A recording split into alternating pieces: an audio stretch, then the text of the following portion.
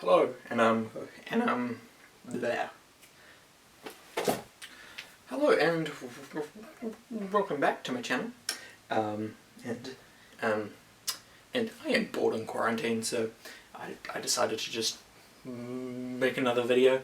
And I would make a critic, but they actually require me to prepare, and I can't be bothered to do that. So instead, we're just rating every Doctor Who.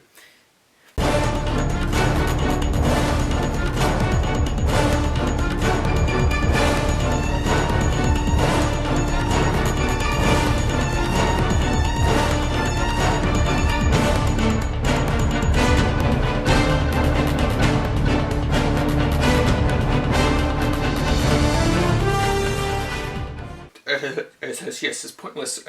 It's pointless ranking thing. Yes, me pointlessly ranking things. As a series now because it's fun. I can just rant about things. So today, Doctor Who. My favorite TV show. Ranking every Doctor Who on every Doctor Who on the show. And before people come at me, tell me off for calling him Doctor Who and not the Doctor. The show called him Doctor Who for like 20 years, so get over it. So there's currently 14 Doctors. I will run through them, the worst to best. Last place is obviously, no surprise, Jodie Whittaker. If you like blended up all the other characters and the personalities of the other Doctors and just chucked in like an absolute ton of the water, the 13th Doctor is the thing that comes out, because she is purely a watered down amalgamation of the show. She isn't there to please the fans at all. She's purely to get people who don't care about the show caring about the show. Next, the next two are purely ranked here because they haven't had like any material in the show to work with. So the Ruth Doctor and then the War Doctor respectively. They're both kind of about the same. Ruth we've only seen for like a total of like 20 minutes, but she was better than Jodie Whittaker, so hey. And the War Doctor, well, yes, Jon Hurt did a really great job, and if he had more content to play the Doctor in, he would be higher up, but purely because he was only in but purely because he was in the one episode and a couple of audios, he's kind of lost amongst the crowd. Now we've reached the point where it's the actual Doctors, and I love them all equally, but I still need to rank them. So apologies. Number 12, Matt Smith. Yes, this is the controversial picks early up. Yes, I do. Matt Smith played the Doctor well. During his run when he was new, he was like really good. But when you watch them back, like a couple of years after, you realise just how incessant the Doctor was as Matt Smith. Like they took Tom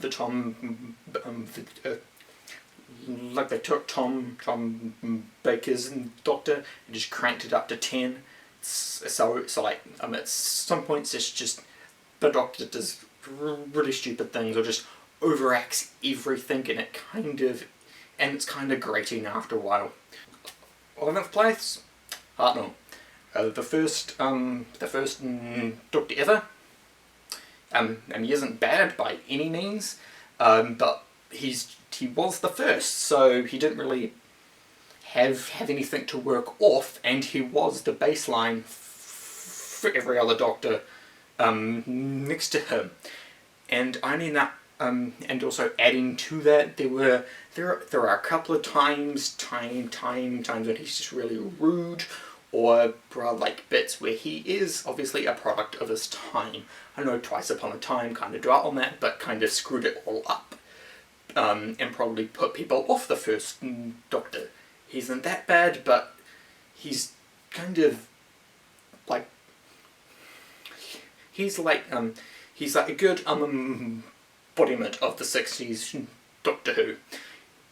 10th place, and this one hurts, but it's Peter Davidson. Now Davidson is one of my favourite Doctors, and he has a quite good era of the show.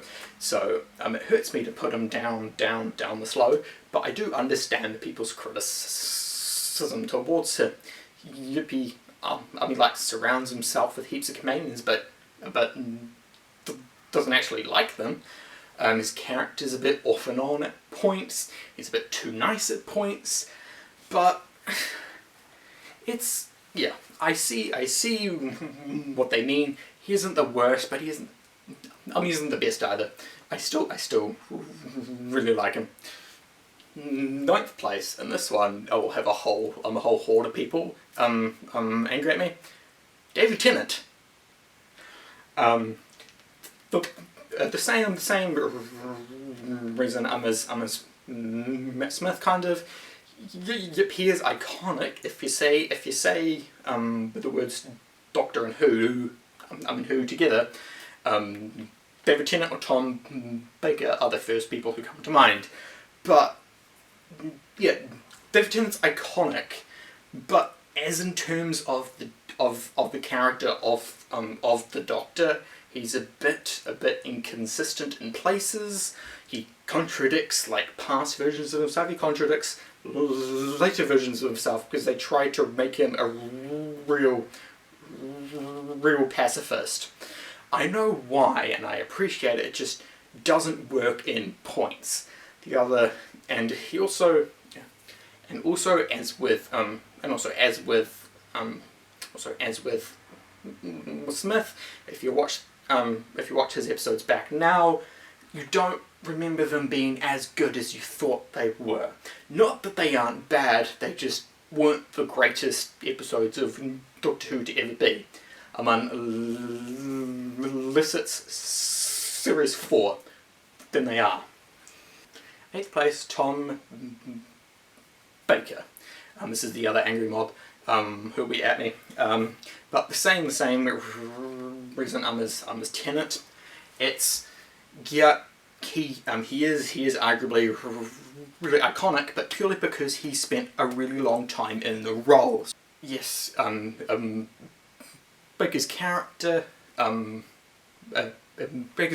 the Doctor, it was like a clown, kind of overacting stuff, but also in points, as with Smith, that kind of dwarfs the actual character of the Doctor, and him and the being a clown part kind of sacrifices good character moments.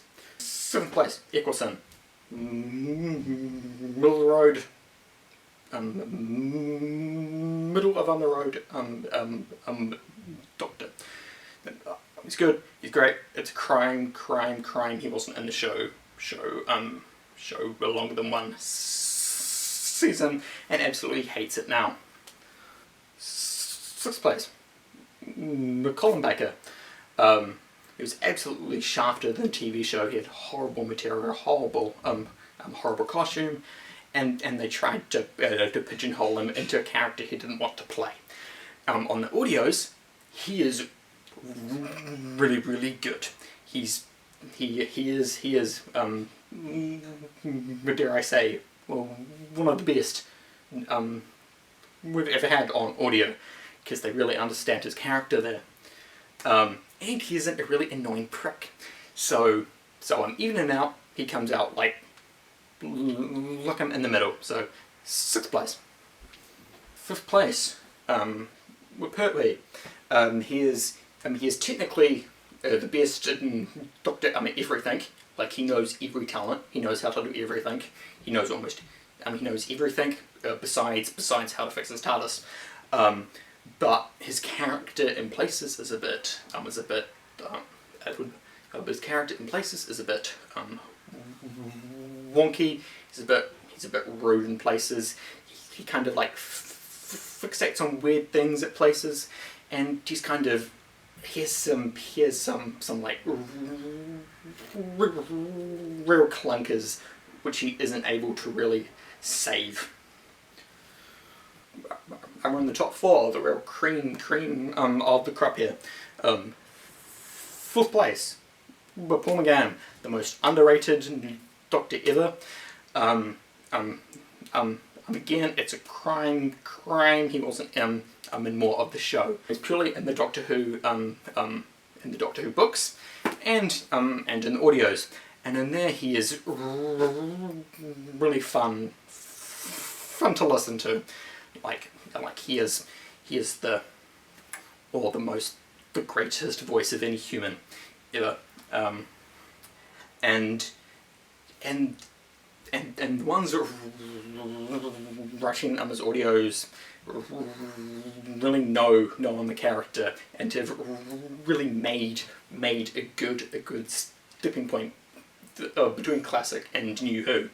If your only exposure to Paul McGann is from the TV film, I would implore you, I'm in plead with you to go and listen to the big Finnish audios. There's like the first 50 of them are free on Spotify. In the 3rd place, Peter Capaldi, the highest revival Doctor on the list. He's obviously someone who was a fan of on the show as a kid. Had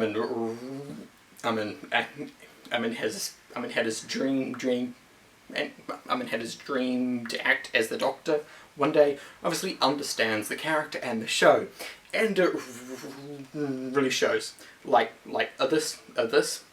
Capaldi had probably the worst scripts known to mankind in the show, but it's never boring. The way he acts is so like interesting and well done, that the scripts are just like secondary to him. Like I just watch a whole like hour of him just acting to stuff. 2nd place, Patrick Troughton. At first I was going to put Troughton like quite far down like on the list, because he isn't that like he doesn't particularly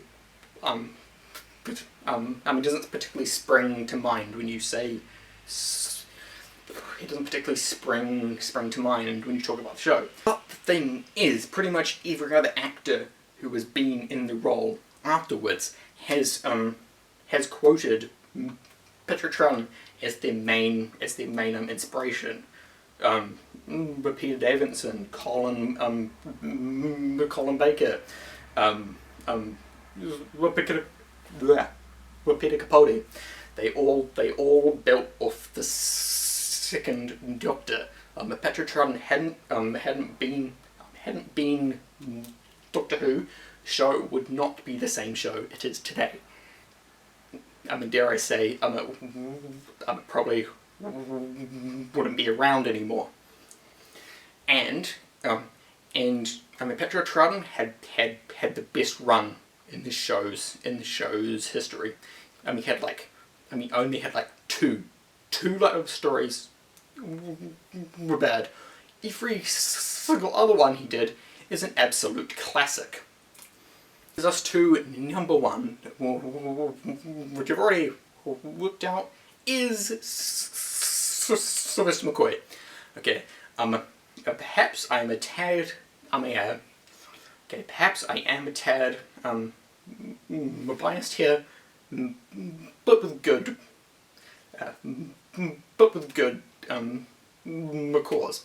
His run was the first time the show actually got dark, like the first time we saw like New Who elements and incorporated into the show. He was a great blend of the clown and the strategist, were both in the one character.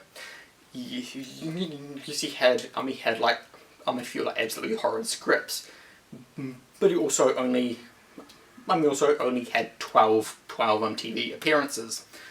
They built again they built heaps on his character in the audios, and the way the show was going to go, it was a crime that we weren't allowed to see it, but that's the way things are.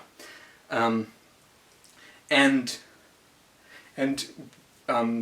when I've introduced classic Who I'm to my friends now, it's always Sylvester McCoy that they really strike a chord, that they really connect with,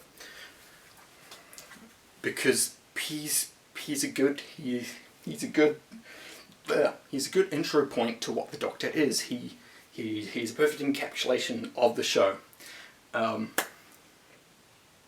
and he was obviously really enjoying the role.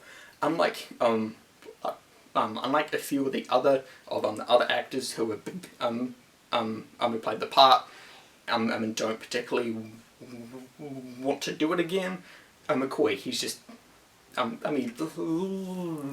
and breathes the show. It's great. He has such a passion, and that's pretty much it. After this video is basically me failing to speak for 20 minutes, but hopefully it was also entertaining. The only question now is